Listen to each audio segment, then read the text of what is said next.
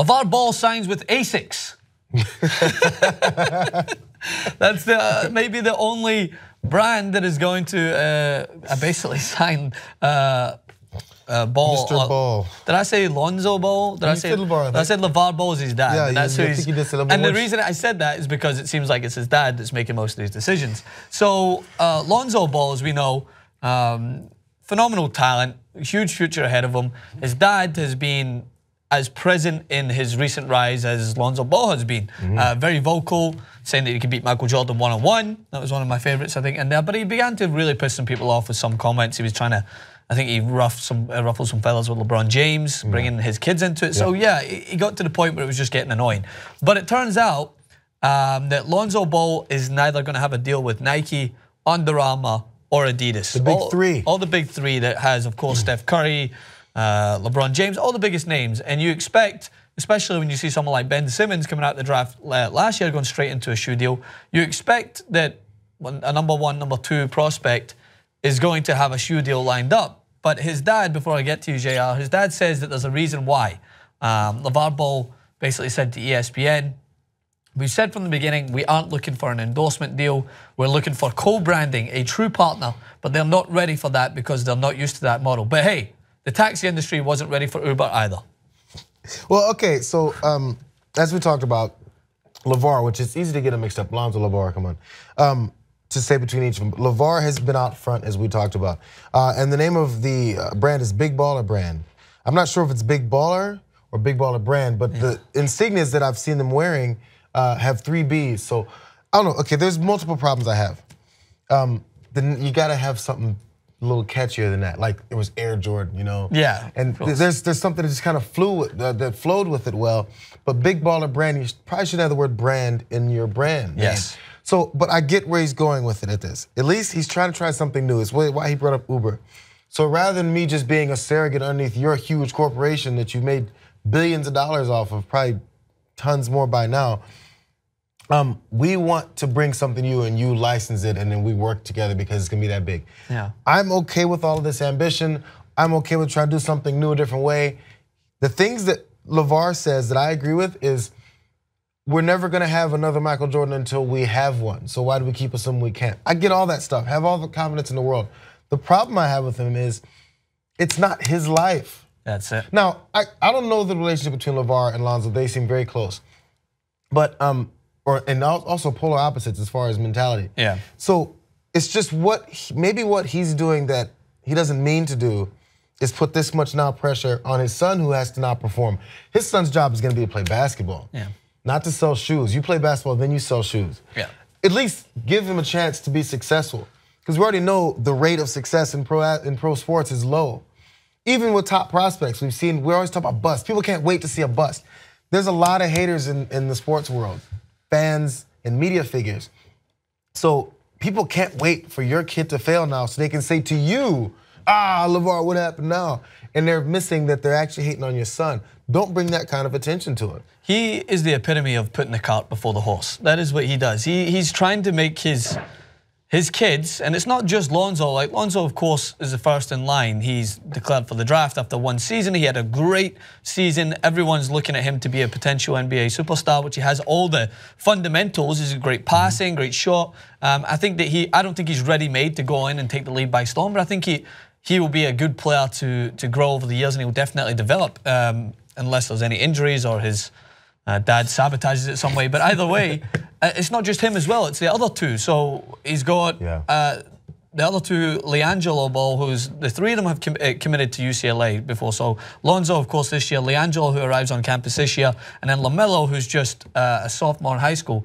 They're all going to face the same scrutiny now. Their dad has basically put out there a target on their back for everyone to expect them to fail.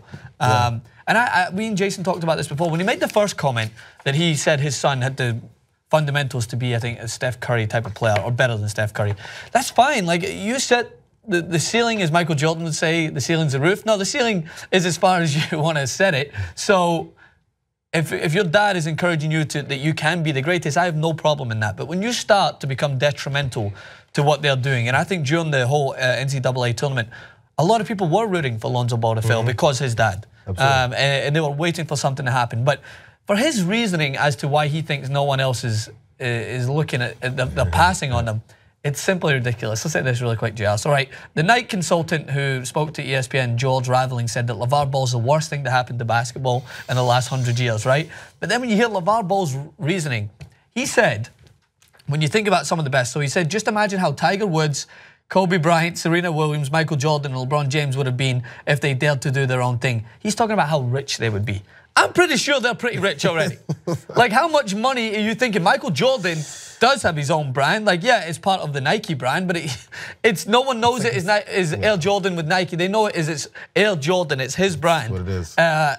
Pretty sure Tiger Woods was the face of golf, regardless of whether he had his own brand. In fact, he had his own type of clothing similar to that was a branch of Nike. He did pretty well.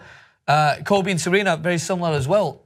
Like, if you're trying to set yourself the standard that you want him to be so rich that he has his own type of brand, that to me doesn't seem like you're looking at his career to be the success. You're looking to see that his bottom line is the success. Which again, and this is where the disdain comes from his father, from a lot of people, which then leads to being Lavar's bottom line. Yes, of course. So like, as much as he cares for his kid, he's also caring for himself about the same level. So you kind of have to put your kid first. Let him be successful. Now, the first year, as he mentioned, Lavar mentioned, when these guys came in, they didn't have their brands established when they first came in.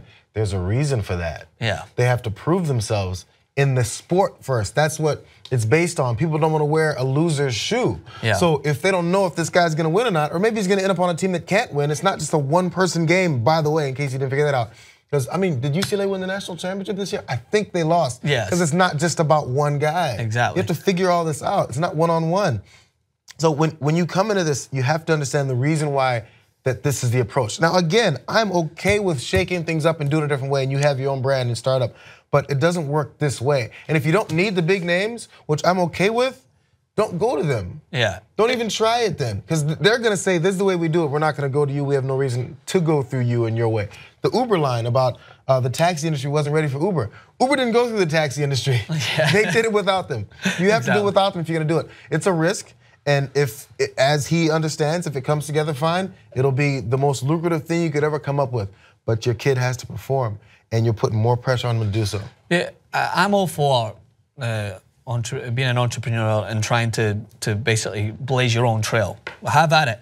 But the example is, it's not just a business. Like, when you're a business, you're set up to fail. So if it was Lavar Ball that was going to be the one that was going to be failing, fine. But he's putting all the pressure on his son. He's just basically waiting for his son to go and deliver and counting that that's going to happen and falling back. All the examples that he's given, when Facebook bought WhatsApp, when Uber did this, these are all businesses. And those people who, by the way, were failing or trying to fail, those were the people that eventually reaped the benefits from it at the end. Like, it's not, at the end of the day, Mark Zuckerberg was waiting on his brother or his cousin to go and deliver. Right. He was going and doing it himself and waiting for it to eventually hit the bottom line. Zuckerberg wasn't risking a knee and ankle injuries every time he stepped in the office. That's how unpredictable it can be. Is one injury can suddenly send it all down the tubes. And he's saying here that if you're going to sign with a company and wait around for 5 or 6 years for a shoe like Paul George did, if you have got that expectation that your son is going to just completely take the league by storm, it won't be 5 or 6 years. If he goes in and he's able to install himself as a superstar that you're setting him out to be and that he has the potential to be, Nike will snap him up and they'll give him his own shoe, or anyone else will give him his own shoe pretty soon. It's not all a waiting game. If you've got the talent, Paul George was a great talent, but it did take him certain years to develop himself and establish himself as one of the best players in the league. So if you've got all that confidence in your son, don't add any more pressure by expecting the brand to go ahead of his game. If his game is up to the expectation that you have and everyone else has, then he'll get a shoe. And hopefully it's better than Steph Curry's nurse shoes. It'll be okay. That's what they had a design. I would love to see the design. That's the other thing. He came to the big 3 companies with his own design for sure. I just wonder what it was. I wonder what it was. Probably his face on the side of it. Yeah, no doubt. All right, let us know what you guys think in the comment section below at JL Jackson over in social media. Hey, I got my check back. Your check was in the mail and you finally received it. All it took was, I told my dad, just imagine you're Lavar Ball for a second. Go out there, and he was tweeting at Twitter saying, hey, my son does it. No, I'm joking. Had some ways of getting around it, and thankfully it's back. The world has aligned. We're all back. We're all good. The blue check is back. It's your nickname for the next week. Yeah, blue check is back. Jason is still gone, as we know. So and we didn't even mention him there because it's just This is a better duo, in my opinion. So we'll see He's when he off comes looking back. for a blue check. Yeah, he is in Mexico somewhere. A blue chick or a blue check? Who knows? Speak to you guys soon.